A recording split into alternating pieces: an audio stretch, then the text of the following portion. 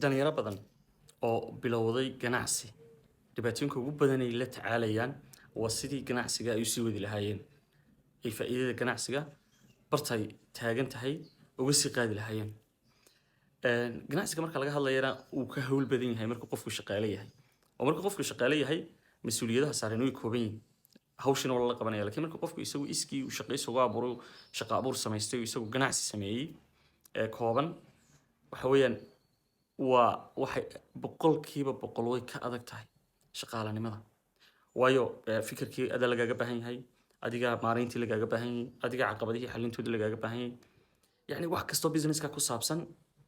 adiga qabanaya haddaba dhalinyaro badan oo hore u bilowday ganacsiga waxyaalaha ku adag waxaa ka mid ah inay sustain gareeyaan ay joogteeyaan ganacsigii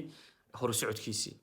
qaarkood way ka caajisaan qaarkood way ka niyad jabaan qaarkood yani filashadii ay lahaayeen markay noqon weydo waxa weeyaan way ka istaagaan oo dib bay uga istaagaan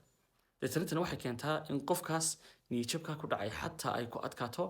inuu hadhow talo yani shaqaale noqdo qofkuna mar haddii wax bilaabo inta badan mentalityga ku samaysma markuu yani ganacsi bilaaba yani aad bay u adagtahay in hadhow talo iska masaxo hadhow talo shaqo doonto oo cid u shaqeeyo aad bay ugu adkaataa haddaba si ganacsigaaga u noqdo ganacsi guuleysta waxaad ogaataa in ay muhiim tahay ganacsigani cidda ku soconaya inay tahay adiga iyo fikirkaaga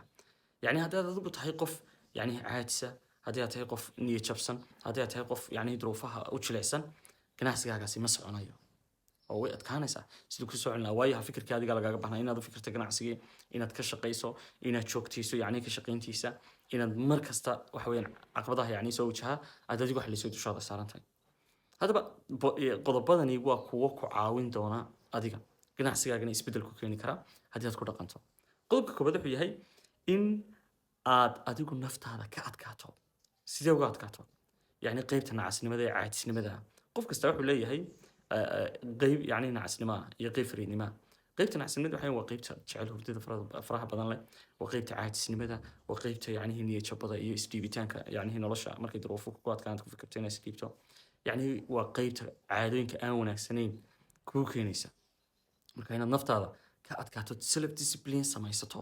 xilli aad seexato xilli aad soo kacdo iyo xilli aad waxa weeyaan yani naftaada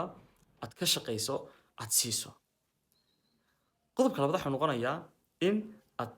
barato tiknoolajiyada qaybaha ka dhiman haday noqoto isticmaalka baraha bulshada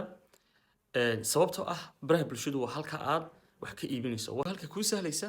macaamiil fara badan inaad hesho oo halka kuu sahlaysa inuu brand namekaaga ku dhismo ama sumcadda magaca ganacsigaaga ku dhismo marka baro isticmaalka baraha bulshada qayb kasta oo ka mid ah baraha bulshaduna waa meel ay joogaan dad oonad u baahan tahay inaad isticmaasho si joogtaana wila aad u isticmaasho qodobka saddexaad ku saaciday waxa weeyaan inaad ka fikirto qaabkii aad u suuqgeyn lahayd xayeysiisina ugu samayn lahayd ganacsiguna xayeysiisida iyo suuqgeynta kama soo hadho nooc doonaba ahaadee markastoo suuqgeyn samayso oo aad xayeysiisya samayso sidoo kale oo markastoo helayso macaamiil kala duwan qodobka afraad waxa weeyaan dhis aqoontaad u leedahay ganacsiga qaybta welina suuqgeynta iyo horumarinta ganacsiga qaybta la dhaha business developmentka iyo marketingka labada xirfadood waa laba xirfadoodood u baahan tahay oo kaa saacidaya inaad hore ugu socoto horumarinta ganacsigaaga qodobka ugu dambeeya waxaa noqonayaa in aad samaysato networkyo waxa weeyaan ganacsiga la tacalluqa inaad la saaxiibto asxaab ganacsiga ku jira oo kala duwan oo meelo kala duwan jooga waayo afkaar baad isku kordhinaysaan waxaad isku kordhinaysaan allahumma salli ala maxamed aad kala baranaysaan caqabadaha qaabkaad u kala xalisaan waxyaalo badan bay ku fududeynayaan beerashada dadkuna waa shay aan ku gaarsiin karin halkay ku gaarsiinaysa kartidaada oo inaad dad barato yani kala duwan oo wanaagsan oo horumar leh oo qaybo kala duwan isugu jira hadday doonaan ganacsiga biyo ku jirna aqoon leh waxay kaa saacidayaan wuxuun bay kaa saacidayaan talana ha ahaato kole kugu darsadaan marka dhammaan qodobadani qodobo kalena kasoo hadli doonaaye waa qodobo kaa saacidaya in ganacsigaaga aad horumariso oo aad ku guuleysato horumarintiisa